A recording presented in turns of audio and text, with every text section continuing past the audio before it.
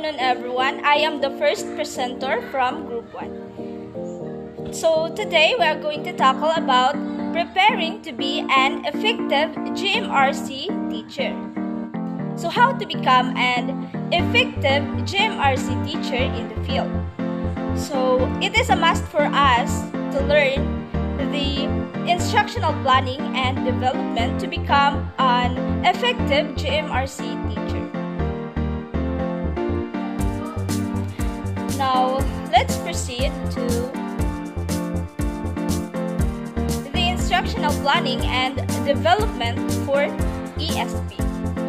So, it is stated that the guidelines on preparing daily log or DLL or detailed lesson plan or DLP will empower you as a teacher to carry out quality instruction that recognize the diversity of learners inside the classroom. So it is said that detailed lesson plan or the DLP will serve as a guide.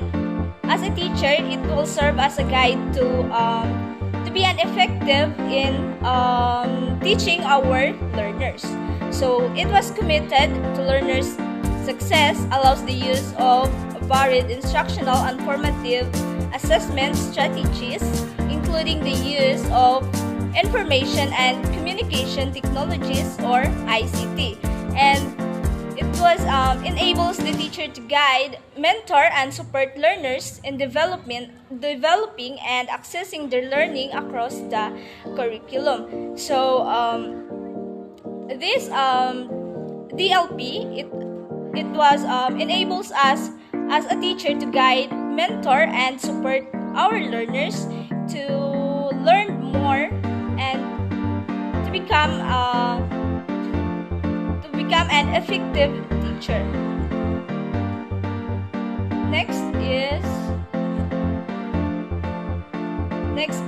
Let's proceed to daily lesson log or DLL.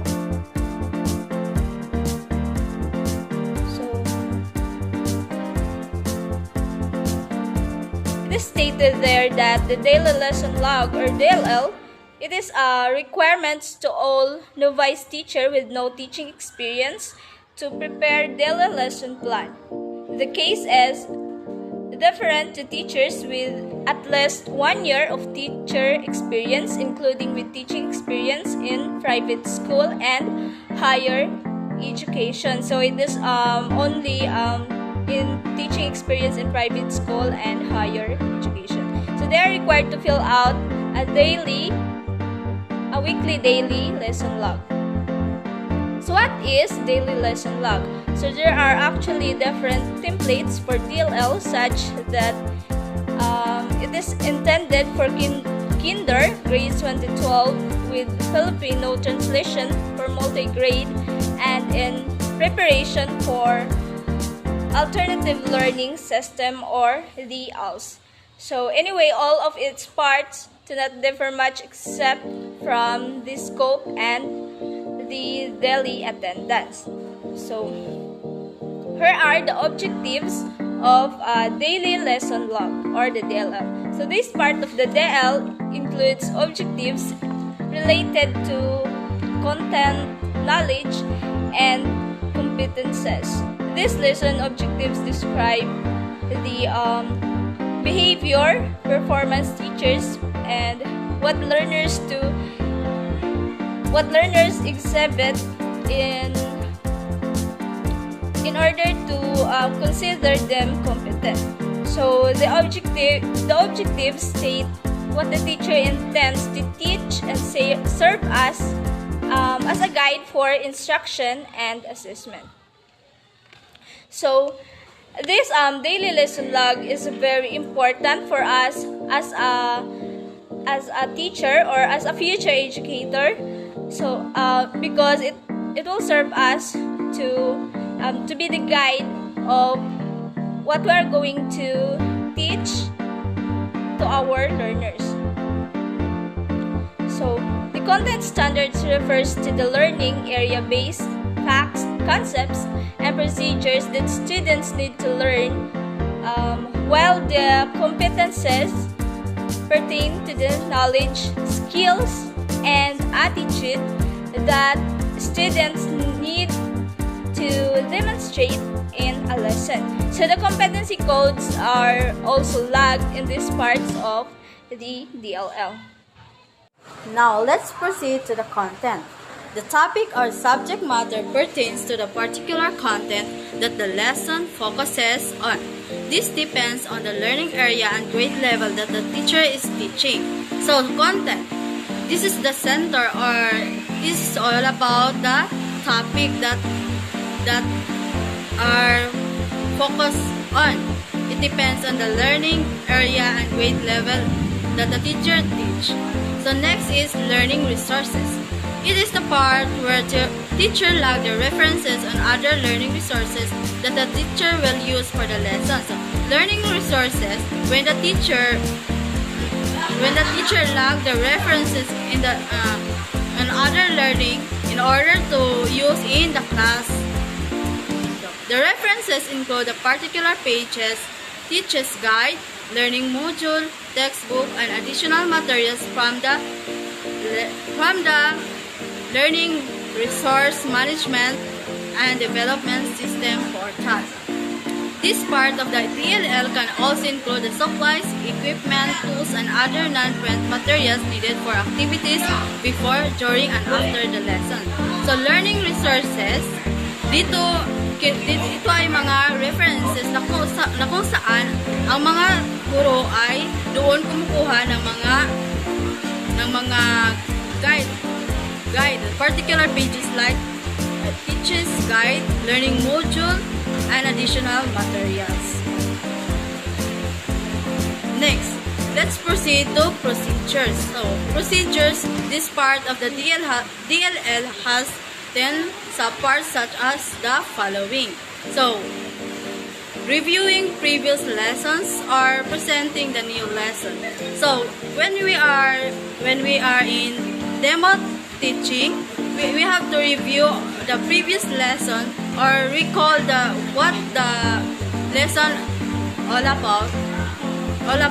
Then we are presenting new lesson. It explicitly teaches learners how the new lesson connects to the previous lesson. So if the topic is have a connection in the previous lesson, you must review or you must recall the previous lesson in our learners in order them to remember what the topic yesterday or. Next is establishing a purpose for the lesson will motivate the learner to learn the next lesson. So when we are demonstrating a learners, we should motivate in order them to encourage or get their attention to our new lesson, and it encourages them to ask questions about the new topic and help establish a reason for learning the new lesson. After that, as a future educator, we need to ask questions to our learners in order them they have an idea of what the new topic is all about. Next is presenting examples or instances of the new shows instances of the content and competencies.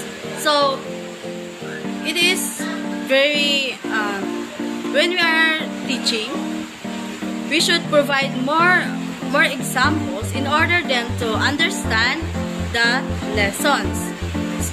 This is also where the concepts are clarified in order them to clarify the topic, the lesson. Next is discussing new concepts lead to the first formative assessment. So after we are discussing the new concept, we should give an formative assessment in order to know how they understand the lesson. Teachers shall prepare good questions for this part. The teacher will listen to the answers of learners to gauge if they understand the lesson.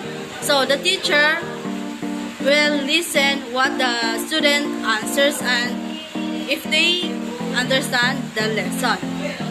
If not, they reteach. So kung hindi pa nila naiintindihan ang isang aralin,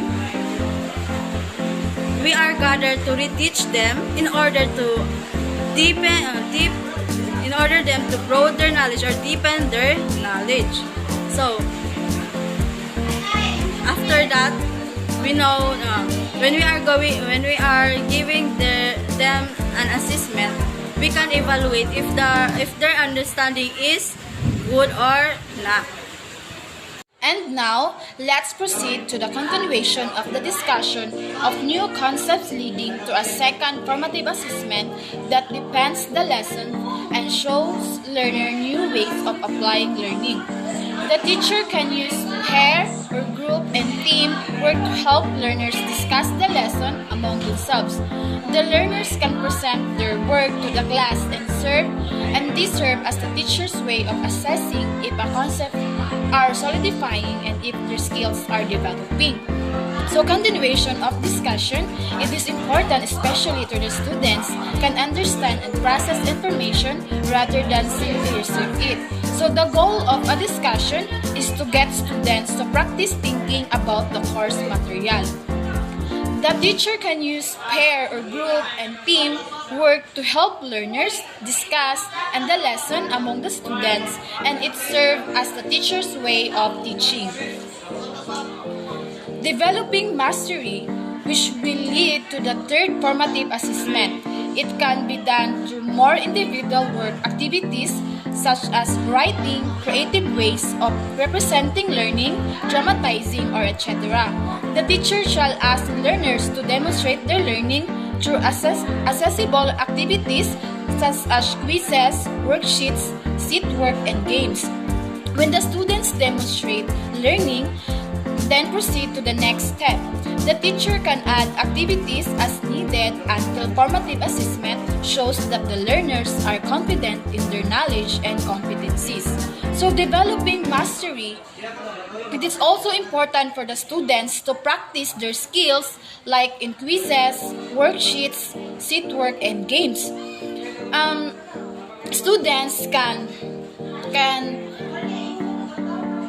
actively and participate during the discussion or when the teacher is giving a activities or in any that is helpfully and being developed for the students, and also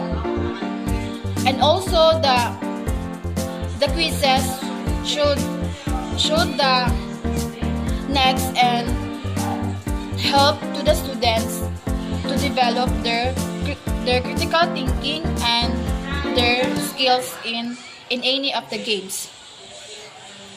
And then next is finding practical applications of concepts and skills in daily living, which can develop appreciation and valuing for students learning by bridging the lesson to daily living. This will also establish relevance in the lesson. So finding practical applications, it is a skills in daily living which can develop the students to appreciate and valuing their learning and daily living. Making generalization and abstraction about the lesson will include the lesson by asking learners good questions that will help them criticize their learning so they can declare knowledge and demonstrate their skills. Also, making generalization about the lesson will conclude and asking learners for good questions that will help the students to also criticize their thinking about the demonstration and their skills.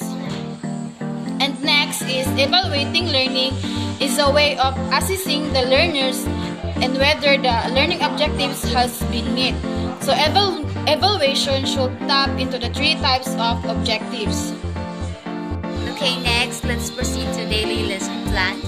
The newly hired teacher having no professional teaching experience are required to prepare a daily lesson plan DLP for a year in case he or she will get a very satisfactory or outstanding rating in the RPMS, which means result-based performance management systems. However, this would be continued if she could earn only a satisfactory until such time that her RPMS assessment improved. Okay, so when you do the data lesson plan format, you will include the following parts, and that is objectives, content, learning, resources, procedure, remarks, and reflections. Objectives. The lesson plan objectives are statements that describe the expected learning outcomes of the learners at the end of the lesson. The objectives specify what students need to learn and thereby guide learners in carrying out the lesson activities. They also direct the teacher in selecting the appropriate learning resources and methods to use in teaching. The lesson plan objectives should also be the basis for assessing student learning before, during, and after lesson plan lessons. So objectives is the expected learning outcomes of the learner at the end of the lesson. It says that objectives specify what students need to learn in your lessons and guide learner in carrying out the lesson activities. Content. This pertains to the subject matter of the specific content that the lesson aims to teach. In the curriculum guide, a particular topic can be tackled in a week or two. So, content is important so that students can understand the topic. So, learning resources. This is a list of resources that the teacher uses to deliver the lesson. These include the reference, use, and other resources needed of different lesson activities. A teacher may use teacher's guide, learning modules, and resources available in LRMDS portal used for the lesson. So, learning resources are crucial for both teachers and students. It is a part of the teaching learning strategy to provide teachers with valuable information on various topics. It keeps them updated in relevant information and helps in their professional development. Procedures. The procedure details the steps and activities the teachers and learners will do during the lessons toward achievements of lessons objectives. The procedure describes the learning experiences that learners will go through in understanding and mastering the lesson content. Teacher may utilize procedures that are generally recognized and accepted in their field of specialization. The procedure will also depend on the instructional strategies and methods that a teacher will use to teach the lesson. Flexibility is encouraged in the implementation of DLP procedure. Changes in procedure are allowed based on time constraints or when adjustment in teaching are needed to ensure learners' understanding. So, lesson procedure. Your lesson procedure is an in-depth explanation of how the lesson will progress in the classroom. The lesson procedure is necessary step-by-step instruction that walk you through everything for the time of your students enter the classroom until the bell rings at the end of the period. Procedure is important so that your students have their process on how to do their lesson plan. That's all. Thank you. Preparing to be effective, good manners, right conduct teacher. So when we say preparing to be effective, good manners, and right conduct teacher, we need to prepare our guidelines, on preparing our daily lesson log or detailed lesson plan to teach, in order for us to teach our students very well. So good manners and right conduct. It simply means that these subjects are very important and its implementation must be seen. So good manners and right conduct and values are necessary for everyone to get along in our world. So this reflect the children's upbringing and education. Therefore, it is everyone's responsibility to teach these to children. So it is very important to us as a teacher to be an effective teacher to our children, to teach good values and their responsibilities. So not only the teacher, but also the parents and teachers must work together, encouraging children to show courtesy and empathy towards others.